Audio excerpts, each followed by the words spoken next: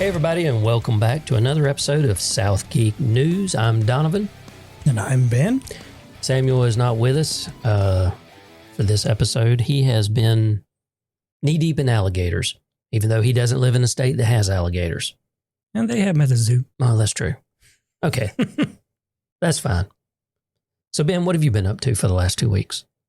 Mental health crisis. Really? Yeah. I finally finished the psychiatry paperwork today, but I still haven't taken it in. Okay, so you've done the paperwork. Yeah. But you haven't. And I've spent a lot of time correcting errors in their forms. Okay. The forms just pissed me off. It was weird. But okay. In other news, I shifted my desk yesterday. Okay. And a 10 terabyte hard drive hit the floor. Oh, no. And it's dead. Oh, John. No. But best day I've had. Not because of that, but I had a good day. And what I lost on that drive was like my entire music collection, all my MP3s. Oh, no. Because I was holding them there. Yeah. Because my music collection was between storage appliances. Mm-hmm. So I just put it there.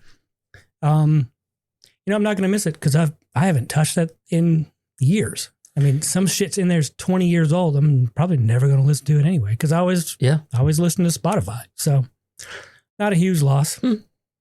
Bunch of stuff. I have data sets from Hugging Face and GitHub repos, but I can just refresh my memory. What the hell is Hugging Face? Hugging Face.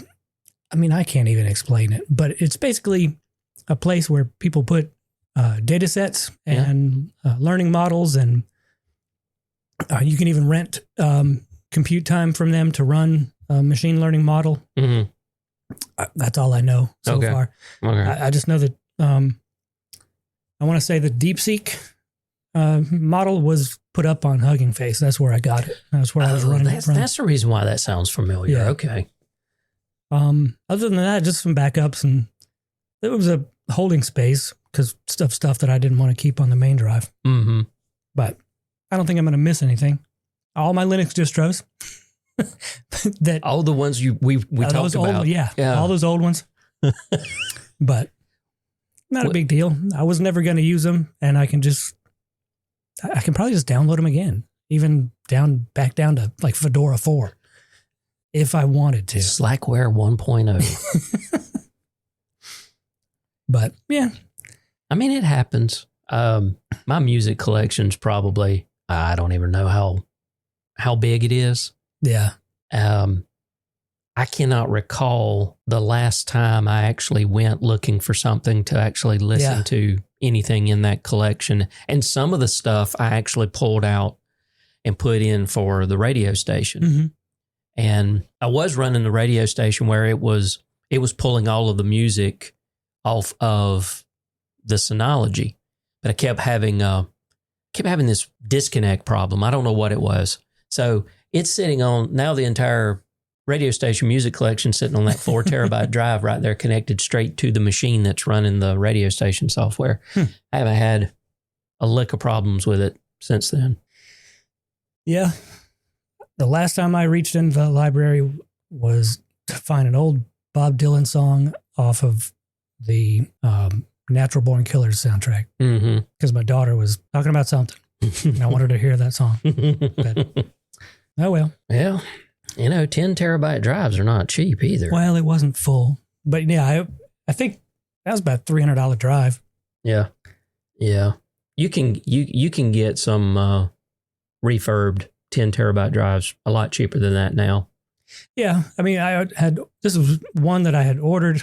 Well, I'd ordered several to offload pictures for clients and just had that one left over. So yeah, because the 412s that I have in that Synology over there, which is all it'll hold is 4 drives, I think I paid about $600 for all 4 of them. Yeah, it's not bad. Yeah, and they were not refurbed, but factory... like recertified? Recertified, yeah. They were factory recertified drives.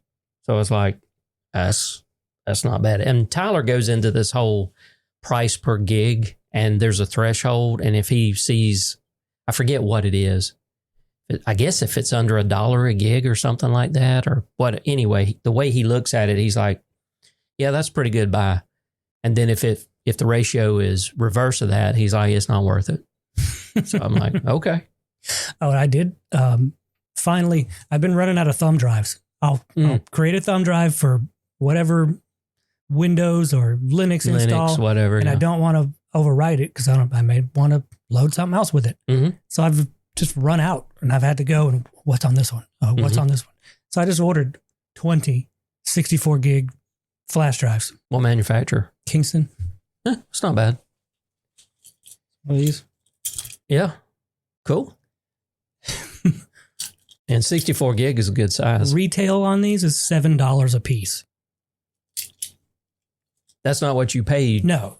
Because I know I bought. Now my cost was like $368. I think I bought like a 4 or 6 pack of SanDisk 32s a few years ago.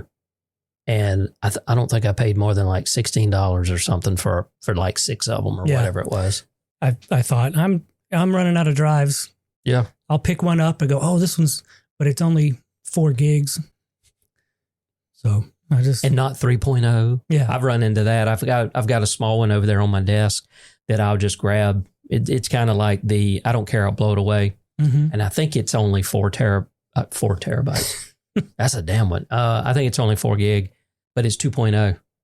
So when I go to write to it, then I realize, oh shit, that's right. This is one of those slow MFers. So, well, that sucks that you lost a drive, but at least it's not like, if it was important shit, it would be backed up. Yeah. At least it wasn't bank notes or bond notes or crypto wallet. Oh, yeah. That's actually more accurate. The fucking crypto wallet, man. If that was the only copy of it. Oh, it would be being shipped to the data recovery center somewhere. It's like, I don't care how much this costs.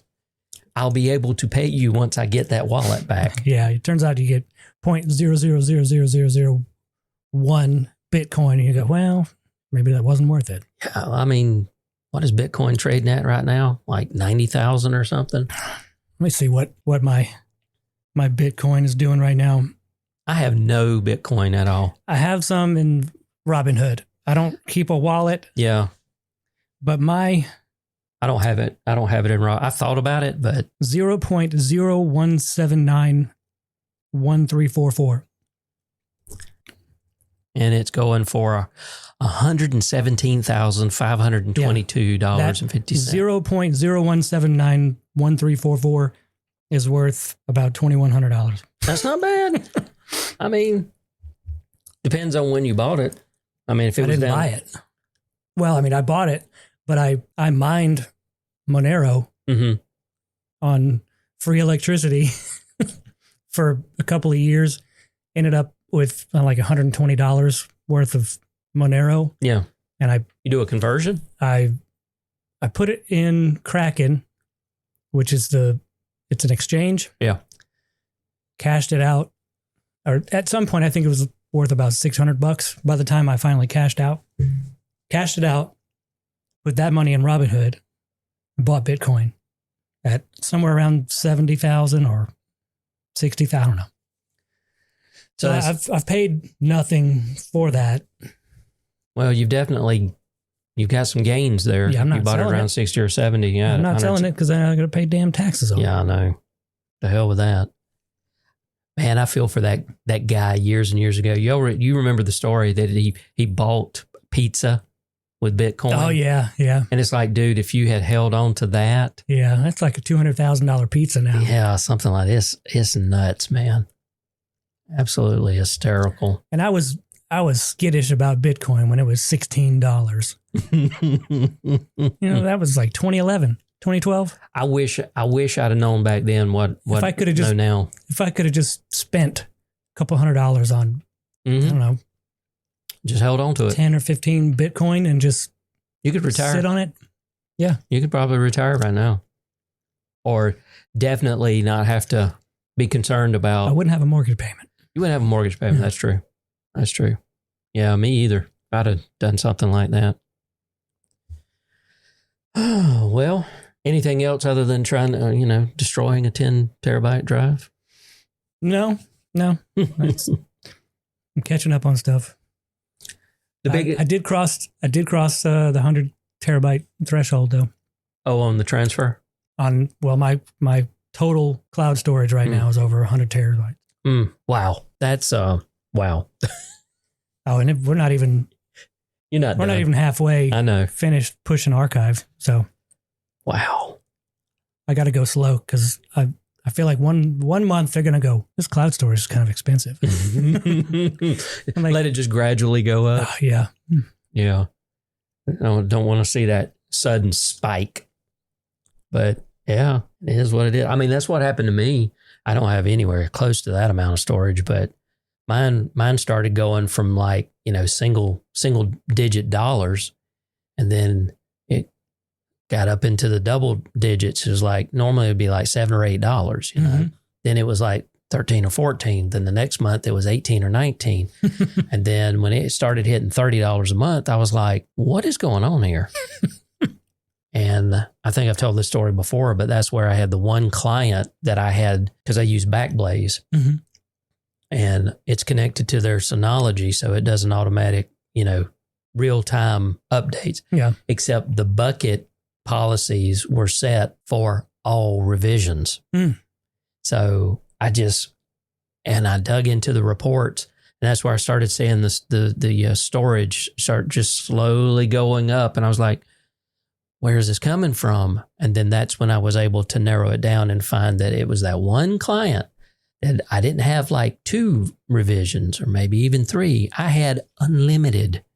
And I'm like, Donovan, what the hell are you doing? You don't need that many. So yeah, it was nuts.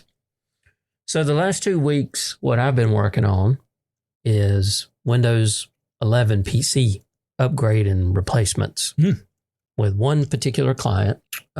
Finished that up this past Saturday, and now it'll be just, I call it the bypass method, but it's the Windows 11 upgrade that you can tell it, don't check for TPM, don't check for CPU. And it warns you.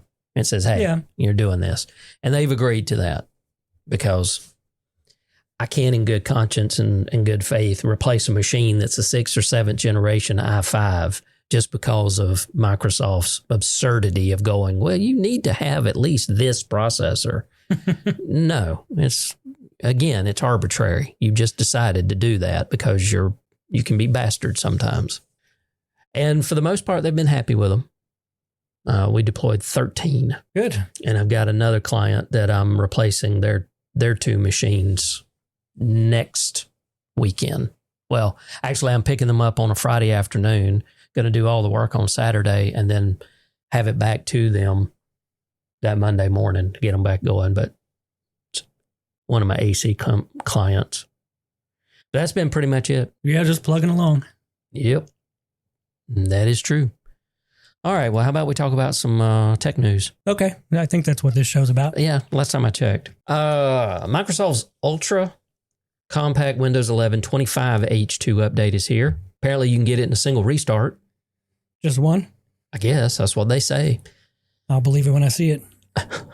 So, ZDNet, Microsoft Windows 11 25H2 is now rolling out as a compact one restart update that shares a code base with 24H2, but enables more features, promising better stability plus extended support through October of 2027 versus October 2026 for 24H2. Better stability. I would definitely like better stability. If they fix Explorer.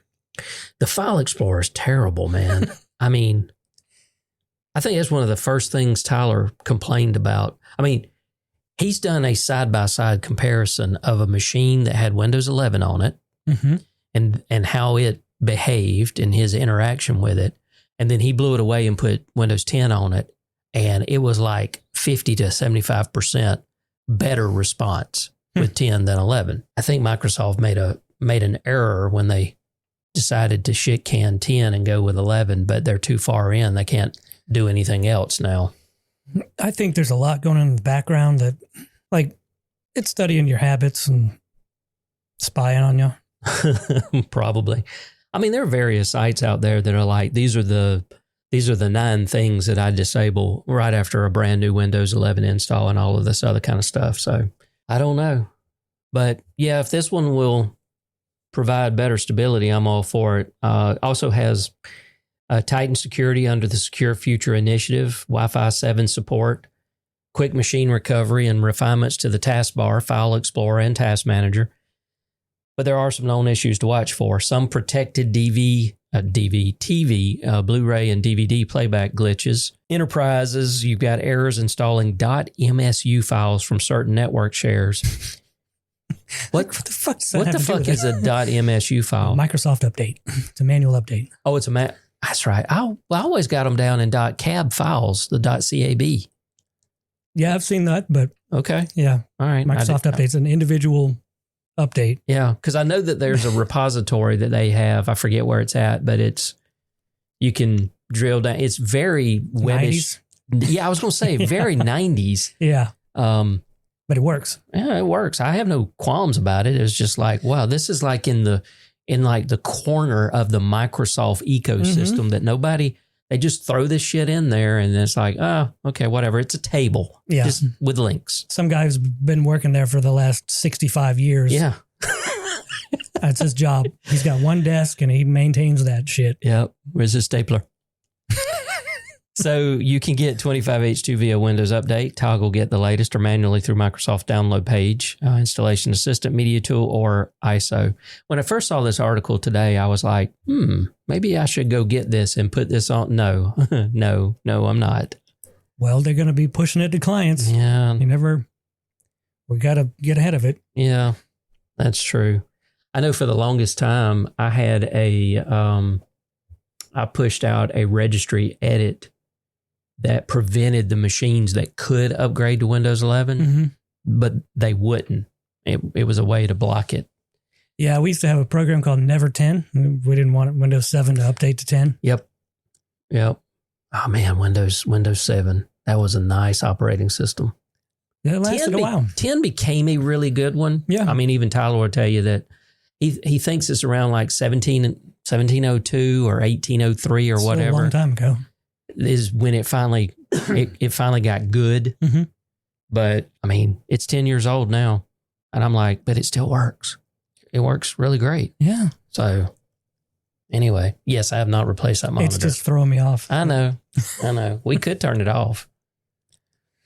All right, next up. Something I really did not care about. Yeah, I was going to swap with you and alternate reading articles, but I didn't bother reading this article. Okay. Well, I'll read it and then you can have the next one. Okay. Because there's one here I thought you would, there's one further down. I think you'll actually. I think it's on the next page. Yeah, I think it's on the next page. So apparently Amazon had an event yesterday. This is over at Wired.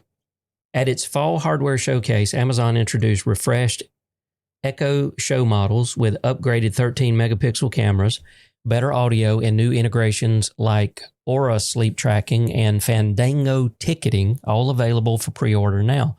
Alexa Plus, powered by large language models, is expanding in early access, free for Prime members, but $20 a month otherwise if you're not a Prime member, and will appear on both Echo devices and third-party brands like Sonos and BMW. Amazon also launched 3 new 11-inch Kindle Scribe models, including the premium $630 Color Soft, boasting faster performance, reduced pen latency, and a thinner, lighter aluminum build, of which none of these products I have one iota of interest of buying. I'm looking for a tablet that I can draw with, but I don't know that I want a dedicated device. You want something like an iPad with pencil. Okay. Or a Wacom screen, but yeah, I kind of want something portable so I can sit in a chair or I can. Well, your best bet would be an iPad then. Yeah. It's just pricey. It's just pricey. Because honestly, to do that, you'd want an iPad Pro. Yeah, I'd want a screen that is about as large as a sheet of paper. So yeah, and the iPad Pros are gonna go for. Let me have the buy button. Good God. So 11 or 13-inch model. 13-inch model starts at $12.99. Man, that's more than half of my Bitcoin investment.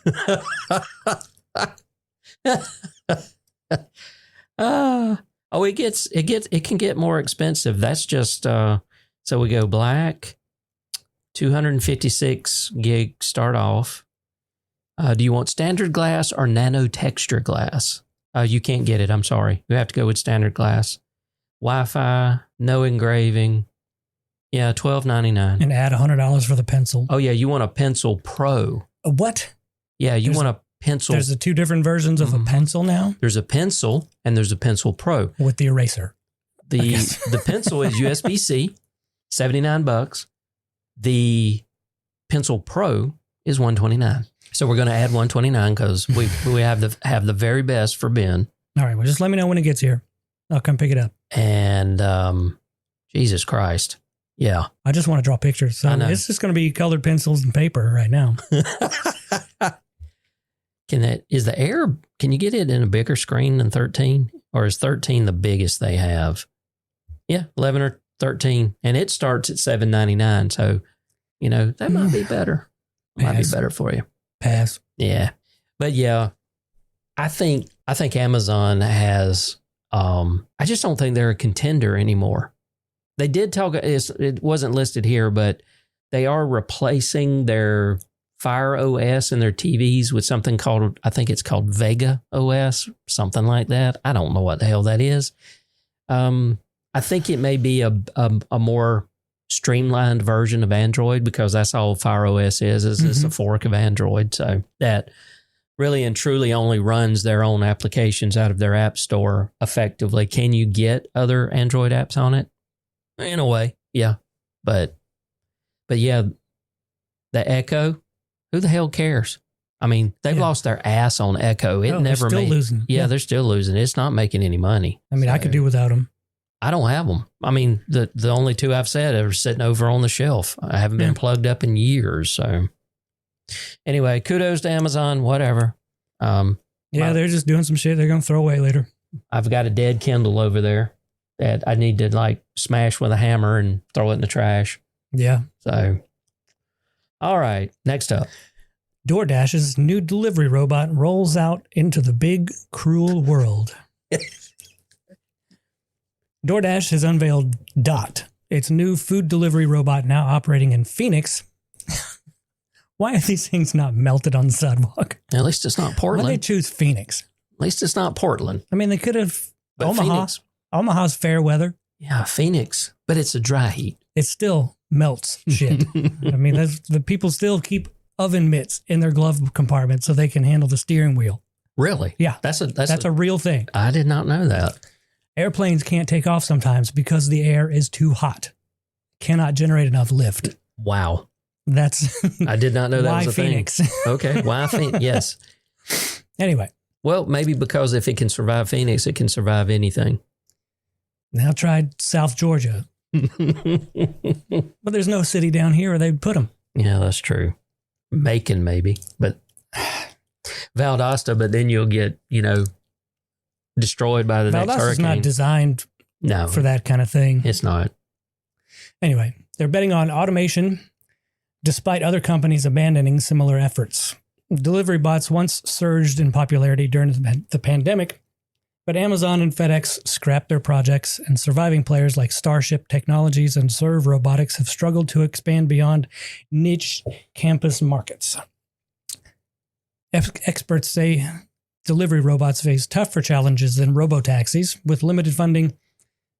Who's funding? I mean, all they got to do is put more money in it. Mm-hmm. And computing power making growth slower, though DoorDash hopes Dot can carve out a viable role in the crowded delivery space. I see no use case for this at all, unless it's college campuses. We don't live in that kind of area. Like that, we would never see one of those Fisher Price looking Dot delivery things. I mean, 6 hours on a charge. It would take 6 hours for that thing to get from the center of town to my house. It looks ridiculous. I mean, I have watched a video. I think MKBHD did one earlier this year. This company that is they're trying to innovate in the drone delivery business. Mm-hmm. And they may have a chance, but even still, I mean, I can either have it shipped the traditional way. If it's food, I'll go get it.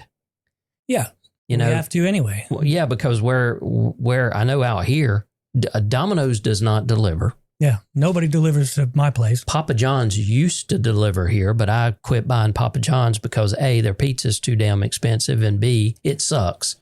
Domino's pizza is better. And so, you know, we get a deal. We just go get it. It's $7.99, you know, go pick it up.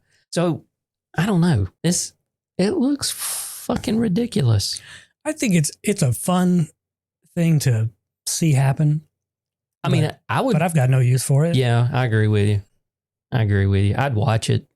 I mean, if I were in San Francisco at a hotel or at Airbnb or something, I'd try it just to watch the robot come up. Yeah. Just have the experience. Yeah, and then the novelty would wear off, and then I would go help myself. Mm-hmm. Who is Tilly Norwood? Backlash to the AI generated actor explained. Actually saw this come up on Philip DeFranco show yesterday. So Tilly Norwood, an AI-generated actor created by Dutch comedian Aline van der Velden, Studio Gikoa, I guess is how you pronounce it, I don't know, is drawing sharp criticism as talent agencies consider signing her, which is a first for Hollywood. Van der Velden envisions Norwood as the next Scarlett Johansson, but actors and directors warn AI performers threaten livelihoods and human artistry. Emily Blunt called the idea terrifying, while director Luca Guadagnino, I don't know how to pronounce this name. Guadagnino. Anyway, said it marks the end of the industry as we know it. SAG-AFTRA blasted the concept as stolen performances that exploit real actors without consent, while Van der Velden defended Tilly as a creative art form meant to expand storytelling, not replace humans. All right, so what's your take on this one? Okay, so one, very, very beautiful, AI generated. Okay. Yeah, she is.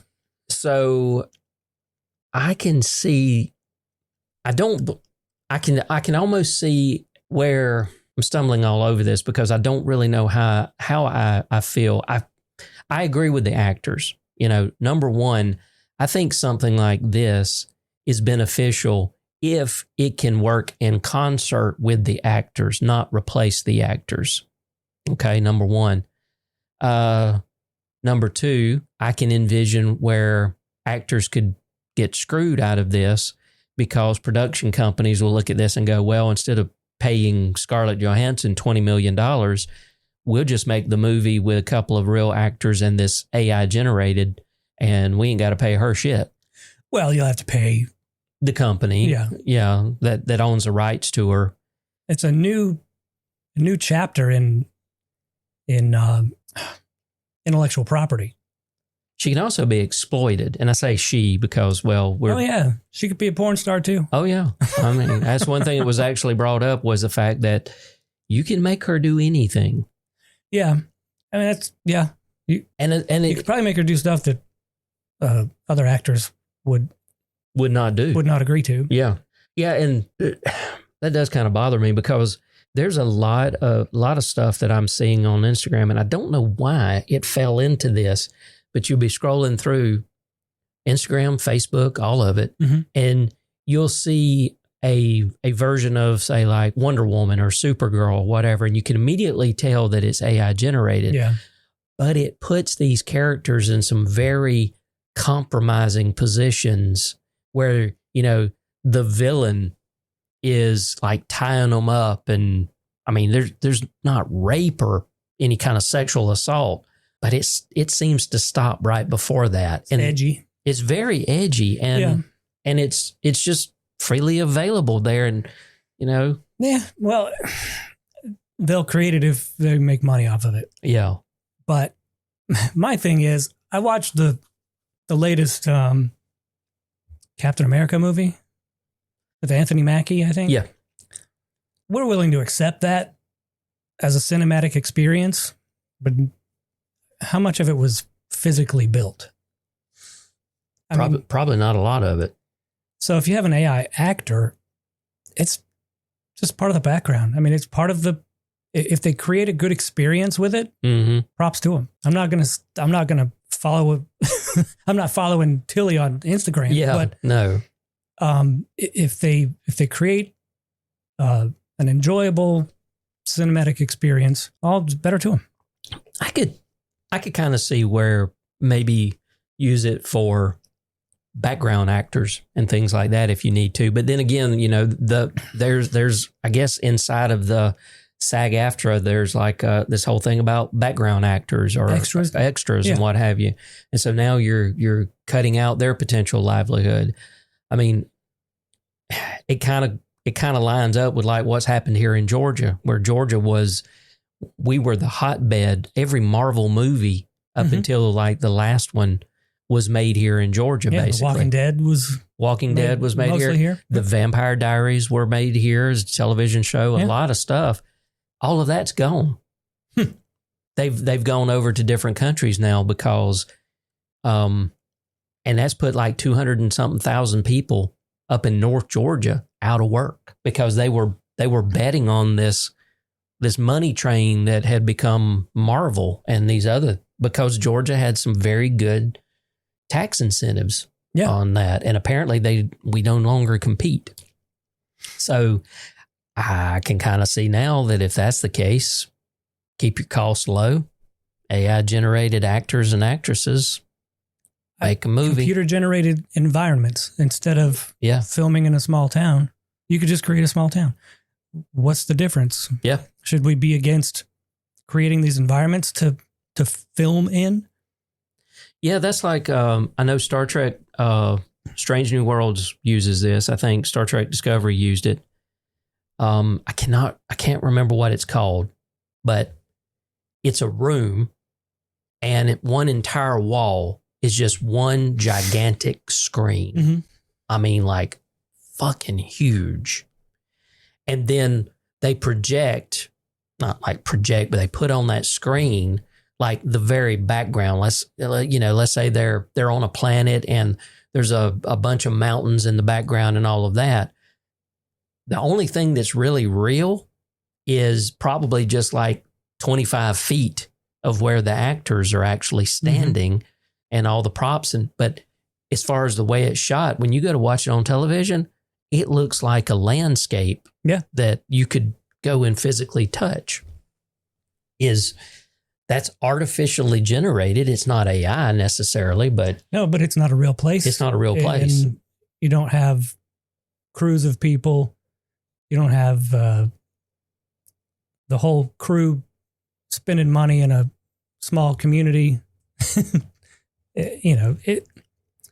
Do it if it works. I mean, clearly, if it doesn't work, the movie's going to suck. True. I'd like to see where it goes. I wouldn't want to cut that short. AR. It's called an AR wall, known as a virtual production wall. It's a large circular LED screen that displays pre-rendered computer-generated 3D environments in real time behind the actors. This technology uses motion tracking software to make the digital background shift in sync with the camera's movements. I figured that. Providing a more immersive and realistic experience for the actors and crew compared to traditional green screens. So yeah, that's what it is. It's an AR wall. Augmented reality. Yeah. Yep. I don't know. I guess we'll see where this goes. I don't think you can put the genie back in the bottle on this one. But I do think, and this is one of the, as they point out in the article, this is one of the things that the strike was about. They needed assurances that they were not going to be replaced by artificial intelligence, whether it was cloning of their voice, cloning of their image, and all of that kind of stuff. And I get that. I wouldn't want you to recreate my voice and my appearance. Right. And say it's me. Exactly. Unless you pay me. But if you pay me, cool. You pay me enough. Yeah, that's what I meant. Yeah. Yeah. It's kind of like those comedians that are getting backlash for going over to overseas and doing the whole Riyadh thing. They're basically saying, they paid me enough. I literally saw this quote. They paid me enough to look the other way. Okay. All right. So, I guess money does talk. It can't override ethics. All right. So Microsoft cuts off cloud services to Israeli military unit after report of storing Palestinians' phone calls. This is from, where's it from? This is from CNBC. So Microsoft has cut off cloud storage and AI services to Israel's Unit 8200 after finding evidence supporting reports that the military unit used its technology to store and analyze Palestinians' phone calls. The move follows employee protests over the company's role in Israel's Gaza invasion and comes shortly after a UN commission accused Israel of genocide. Microsoft President Brad Smith said the decision was tied to privacy and trust concerns, crediting The Guardian's reporting while noting Israel may now shift the data to Amazon Web Services. Like, Israel doesn't have their own cloud services yet? I guess not. I mean, this isn't the first time that stuff like this has happened. I mean, there's some people who have been fired at Microsoft because of the fact that they have protested. Yeah, I read that article said the 5 folks have been fired. Mm-hmm. But my first question when I read this snippet was, wait, I thought they weren't supposed to see what's in there. But they saw enough evidence, I guess. They didn't see what it actually was, but it's like, yeah, it looks like that's what they're doing. Yeah, this evidence includes information relating to IMOD consumption of Azure storage capacity in the Netherlands and the use of AI services. Whatever that really means. I don't know what IMOD means, but As employees, we all have a shared interest in privacy protection, given the business value it creates by ensuring our customers can rely on our services with rock solid trust. Well, okay. I mean, so Israel was leaning on that rock solid performance. Yeah. Yep. As they commit genocide. And yes, I said it. That's exactly what they've done. Yeah, I'm not really involved. Well, the UN, I think it was a UN commission. Somebody last week actually came out and said it checks off all the boxes. So yeah, we're not over there. I can feel for the people. And to be clear, that's not being anti-Semitic. I have nothing against the Jewish population, the Jewish people. What I have a problem with is the Israeli government, and even their own people have a problem with that. So anyway, but hey, apparently that's all going to go away. So we'll see. Amazon will pay $2.5 billion with a B to settle FTC suit that alleged dark patterns in Prime signups. I wasn't aware of any of this because, of course, I've had a Prime account. Yeah, I've been a Prime subscriber since before this time. Yeah. So Amazon will pay $2.5 billion to settle an FTC lawsuit accusing it of using dark patterns to trick consumers into Prime memberships and make cancellation difficult. The deal, which does not admit guilt, of course not, sets aside $1.5 billion for customer refunds, up to $51 each of those affected between 2019 and 2025. I know, right? I mean, pay your mortgage off with that. And $1 billion in payments to the FTC. FTC Chair Andrew Ferguson called it a historic win against deceptive subscriptions, while Amazon said it settled to avoid drawn-out appeals and will maintain its current sign-up and cancellation processes under court oversight. $51. Yeah, I wasn't aware this was happening. I think it had something to do with it was almost like some kind of game or something from what I remember reading, that people would flow down, and then the next thing you know, they had signed up for Prime or I get it. It probably happened, but my thing is, this is not a historic win. So Amazon's stock is up 0.5% today. Mm. Their market cap is $2.35 trillion. Mm-hmm. So $2.5 billion, $1 billion of which goes to the FCC. What FTC. Whatever. Yeah. To the F. to the fuck you fund. Organization. Yeah. What for? Penance. What's the FTC going to use with it? I think it just goes into the Treasury general fund, or they're funding CIA black ops is what it is. No, they're going to use it to help build that new ballroom that Trump wants. How many billions could we not find? Oh, in the Pentagon? Could we not account for? Oh yeah, that's where this shit comes in. So $51. So how much did people signing up for Prime actually pay and not mean to? Was it more or less than $51? Oh, it was more. There you go. It was more. This doesn't count. Because I think Prime, historic win. Isn't Prime like $129 or $139 a year? Something like that. Yeah. Back then it was like $99.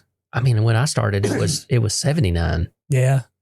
But still, $51. Yeah, $51. Yeah, that's not a historic win. Not when the company's valuation is $2.35 trillion. Yeah. And especially if you've been a Prime subscriber from 2019 to 2025. That's $2,300 billion. That hurts my brain. Yeah. That hurts my brain. So, no, not a historic win. These never are. Oh, yeah, we showed them.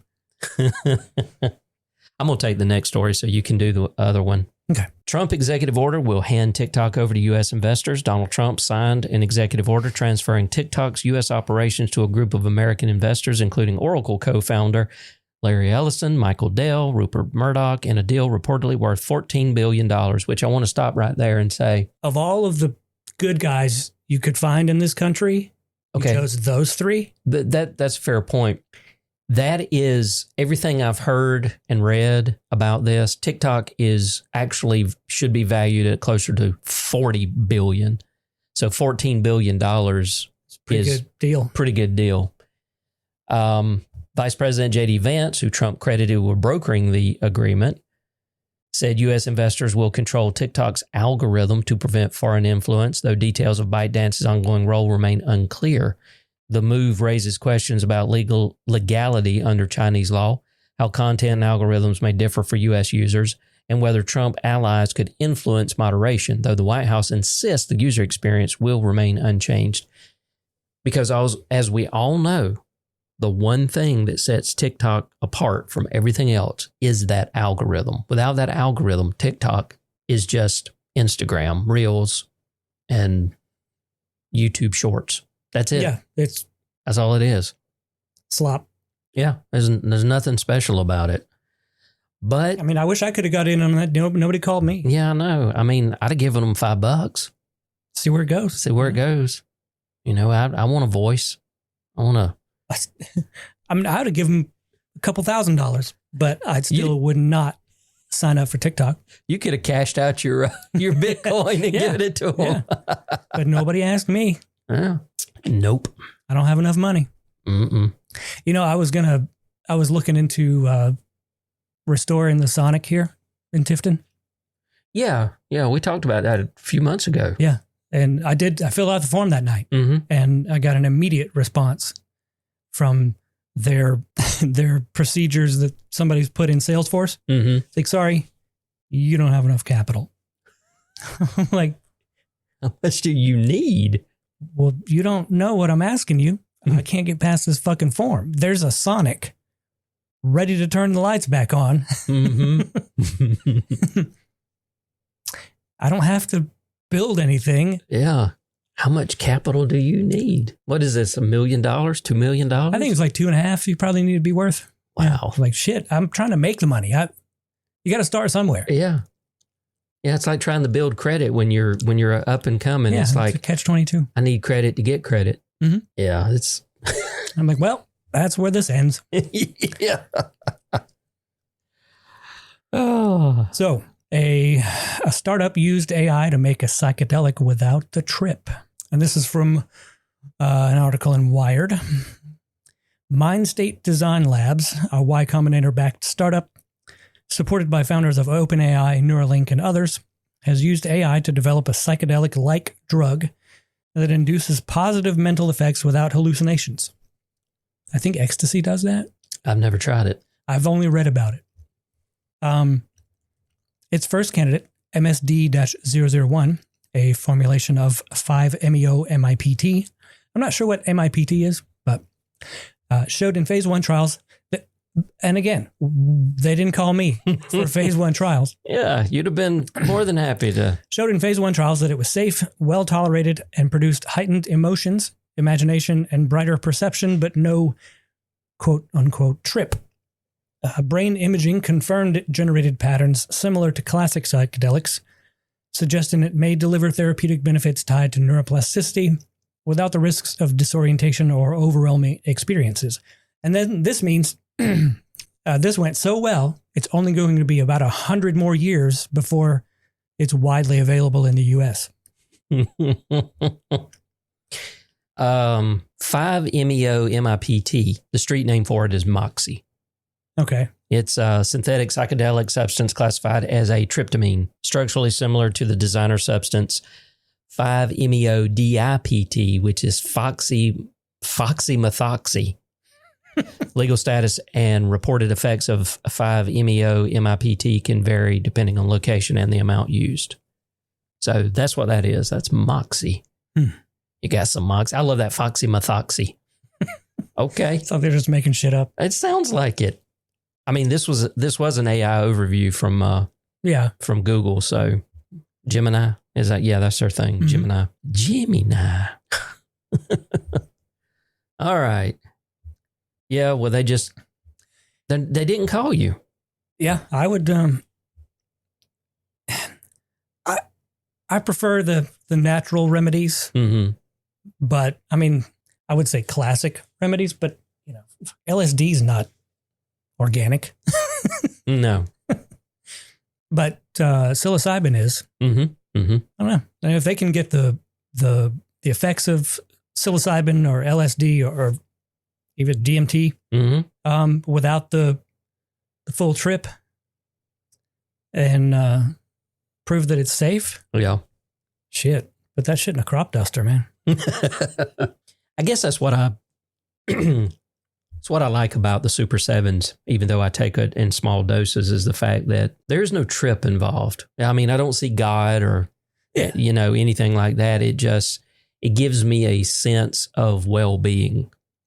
It takes the anxiety away. Yeah. It takes the edge off and you could just relax. You can think, you can express yourself without tripping up. Yeah. And then if I take too much, I wind up having to lay on the bed and just stay there until the next morning. But I've overdone it with the cannabis and, I'll be confident that I'm not going to throw up. Mm-hmm. But I'm not confident that I can move myself. So I'll just sit down and I'll go to sleep. And that is the best sleep I have ever had. I'll wake up so well rested, even after a few hours. Yeah. Yeah. That one time I took that, I've only taken it a whole one once. And I kept flirting with that. Am I going to throw up? Am I going to throw up? And then finally just laid on the bed and told my daughter, I said, can you lock the doors and all? Because if I get up off this bed, then I may have to run to the bathroom. But if I can just lay here, everything's good. Life is great. I'm going to close my eyes and I will see y'all next week. And that was a really good night's sleep. So, but now I don't take any more than maybe half of one of the gummies, but most of the time I cut them up in quarters still. And I try to take it no later than 8 o'clock. My sweet spot's between 7 and 7:30. Yeah. So then it finally, and here's something I found that's interesting. I don't know if it's correlation, causation or whatever, but if I take that quarter of the gummy and then I eat chocolate, the effect seems more pronounced. And kicks in faster than if I don't eat the chocolate. I found when I was toying with the mushrooms and with any edible, if I take a couple of bites of whatever I'm about to eat and then take my drugs and then finish the meal, it kicks in much faster, like within an hour. Yeah, it's like It's like it primes the pump because the stomach's I think your metabolism is triggered and it starts to ramp up. Yeah. And then when you throw that in there while it's getting going. That's probably what's happening with the chocolate. And I can say too that it, if I have it right after a meal, I think I get the same effect. But most of the time we eat between 5 and 6 if we're going to eat anything for supper. And so then I usually won't take it, like I said, until between 7 to 7:30. And then I'm also snacking on my dessert. I have a Kit Kat. I have a Kit Kat mini and then 2 Reese's. I have this methodology where it sounds ridiculous. I'll take the mini Kit Kat, I'll break off one, eat it, then I'll eat the 2 Reese's, and then I'll follow that up with the last Kit Kat. You sandwich it. Yeah. Yeah. I mean, and because the tastes are different and I like both of them. So, but I want to start out with a Kit Kat and I want to end with a Kit Kat. So yeah, it's weird. It's weird. It's not weird. It's you. It's me. But all right. Last thing, Seattle's Tin Can reinvents the landline phone for kids. I laughed when I saw this. Seattle startup Tin Can, Tincan, 2 words, is reinventing the landline for kids, offering retro-style phones that let children call friends and family without the risk of early smartphone use. Created by parent Chet Kittleson, the $75 devices plug into routers or Wi-Fi and only work with parent-approved numbers, giving kids independence while easing parental worries. Families say the phones help kids build genuine connections, avoid screen distractions, and even spark spontaneous play dates, all while reviving the nostalgic thrill of racing to answer a ringing landline. What do you think about this? I love it. I can't love it any more than I already do. I was just thinking I was watching some movie from the early 2000s or maybe the 90s. Mm-hmm. And at home, he just had a phone on a desk. Mm-hmm. I mean, that's just how it was back in the day. And I thought, it would be nice to just have a house phone. And if I'm not home, you can't find me. You can't. Yeah. I'm not home. Yeah. Come over. Come to where I am, or just wait till I'm home. Yeah, I love it. There is something nostalgic, especially with our generation, of when's the first time, did you ever get a phone in your room growing up? Yeah, it was late. Mm-hmm.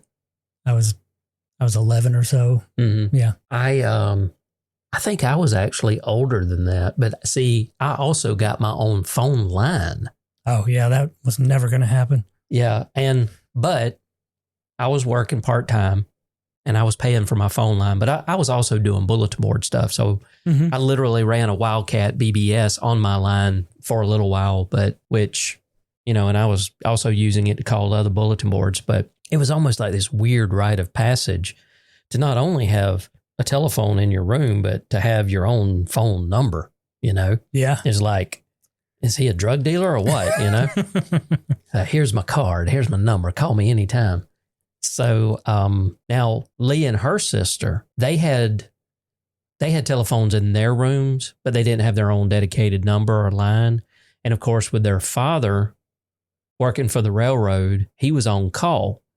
So A, there couldn't be any phone calls after 9 o'clock. And B, they had a certain amount of time that they could only be on the phone. And this, of course, would have been before call waiting was even a thing, because this would have been the early 80s. I don't think we got call waiting until, the late 80s, early 90s, somewhere in there? We didn't have it on our line until sometime in the 90s, yeah. Yeah, but it was almost like, it was one of those things of having a little bit of freedom, I think. Yeah. Because, your friends could call you, you could call them, and especially, I'm not being sexist, but I think more girls wound up probably hogging the phone, talking to their girlfriends and what have you, than dudes would. That's not to say that guys didn't call and shoot the shit and all of that, but it's so funny. I mean, they essentially, when I saw this, I was like, so he made a VoIP phone.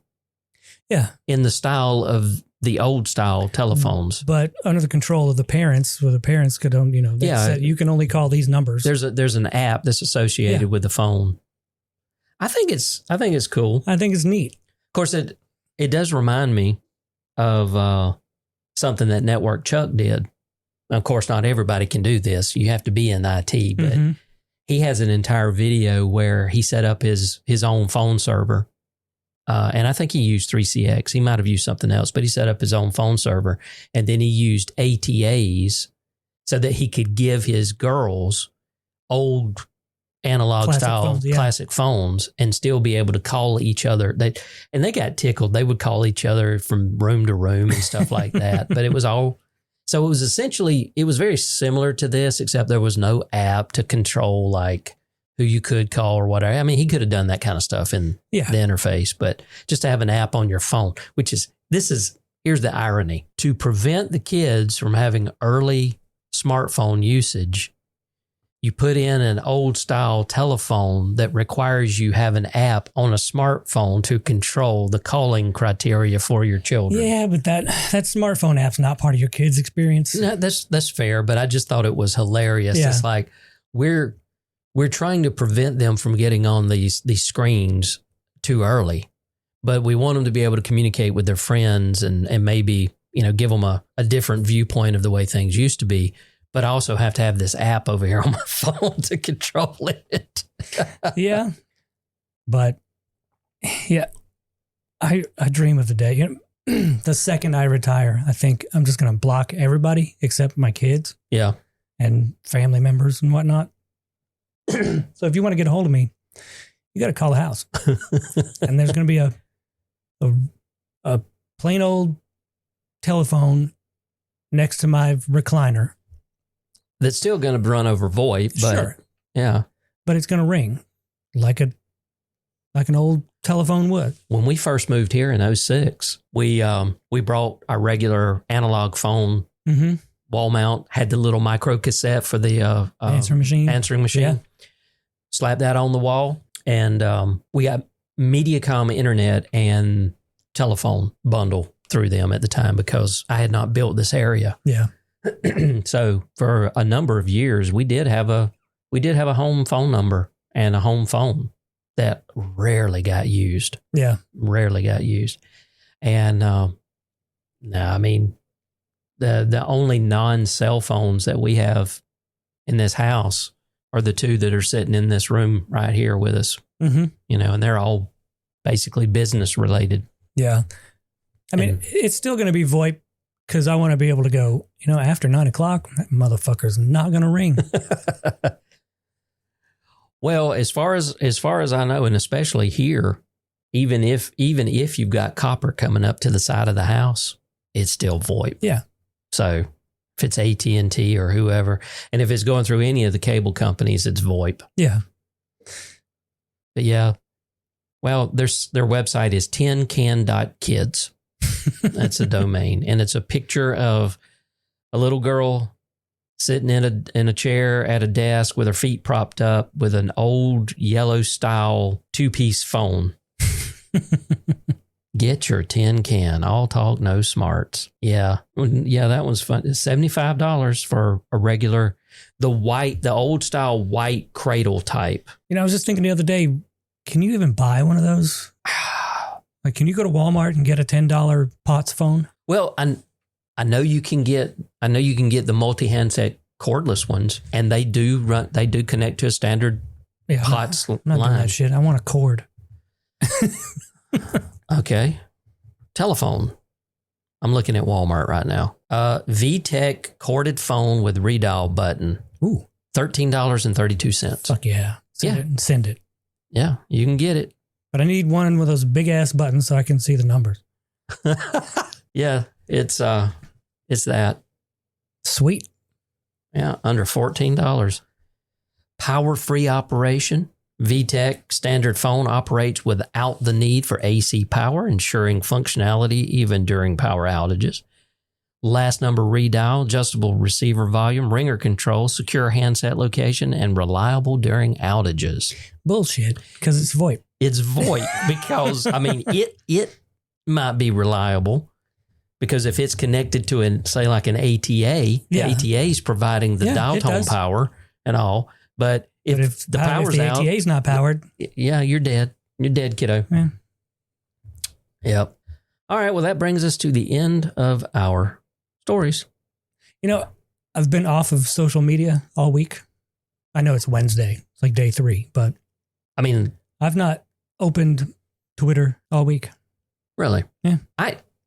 Twitter's easy for me to say I haven't opened it in a week. Well, I haven't bothered with Facebook in years. But, well, I'm primarily on Blue Sky and Instagram/Threads, which Threads actually, I think it was last week, actually surpassed Twitter as having the most amount of online people during like a 24-hour period or something like that. So Threads has finally gotten up there. I don't know what their user count is, but yeah, I mainly hang out on Blue Sky, Instagram/Threads, and I check out Facebook about once a day, first thing in the morning. Yeah. And that's primarily to look in if there's anything going on in our group that we need to kibosh, or I'll go to Valdosta radio station. It's a talk radio station down in Valdosta. And there's a show called The Morning Drive with Bill Osborne. And I will, they stream it on Facebook because it's all talk, so they don't have to worry about copyright issues of music and stuff. I wish these people would learn how to stream because it's completely vertical. It's horrendous. It looks god awful. But I usually check in for about no more than 2 minutes because there's generally some asshole on the phone talking to him, and I'll just leave it at that, and I can't stomach it much more. It's definitely a conservative, right-leaning radio station because I think they have Hannity. They carry his radio. So you get on there just piss yourself off? I do. What's the whole point? I doom scroll every morning. I doom scroll every morning. Try not to. Well, I don't know. I think I fear you're missing something. Well, I think I'm suffering from the true definition of insanity because I go there to listen to see I have hope for humanity. And my hopes, get on there and you go, oh, fuck. Yeah. Every day. Every day. So just quit doing it. I'm pretty sure I'm insane. I mean, I didn't find things to swear about on Twitter. I just found that some of these guys are doing stuff that I'll never reach. And so I quit comparing myself to these guys who seem to be having a lot of fun. Yeah, I don't know. But I've had a better week, I think. I still feel I have to keep up with the news. I need to know what's going on. I don't. Ignorance is truly bliss. I wish I could feel that way, but I can't. I just can't. I can back off some of it, but I got to have my finger on the pulse of what's going on. I need to know. I don't know why. We need to get you in that phase 2 trial for that synthetic psychedelic. Probably. I probably need it. All right. Well, I guess we're going to wrap it up here. Maybe next episode we'll have Sam back with us. Yeah. Sorry, I was a bore. Yeah, exactly right. Whatever. Anyway, check out all the podcast episodes at southgeeknews.com. You can leave a voicemail by going to southgeeknews.com/voicemail. If you want to leave us a voicemail, talk about anything that we discussed here, send us an email. The email address is podcast@southgeeknews.com. And that's pretty much it. At the bottom of the show notes, you'll have my socials, you have Sam's socials, and you'll have Ben's one social. Which one? Your Instagram. Oh. That looks tasty. That looks tasty. Yep. I did post a couple times on Twitter last week, though. So, whatever you've posted, do you know? I think during your trip, you actually posted on your Instagram some of the foods that you were eating. Likely, yeah. But that's been a couple of months now. Well, that was back in July. Yeah. Yep. And now I'm looking at this and it's making me hungry. Damn it, Ben. Well, you could put my my Zitter handle on there if you want. Which one is that? At 42 Flows. 42 Flows, that's right. Yeah, I could add that if I remember. If I don't, I don't. Yeah. I won't be asking next time. I won't wonder. I'll try to remember to put it in there.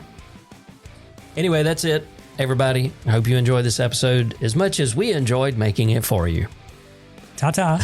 We'll talk to you later. Bye.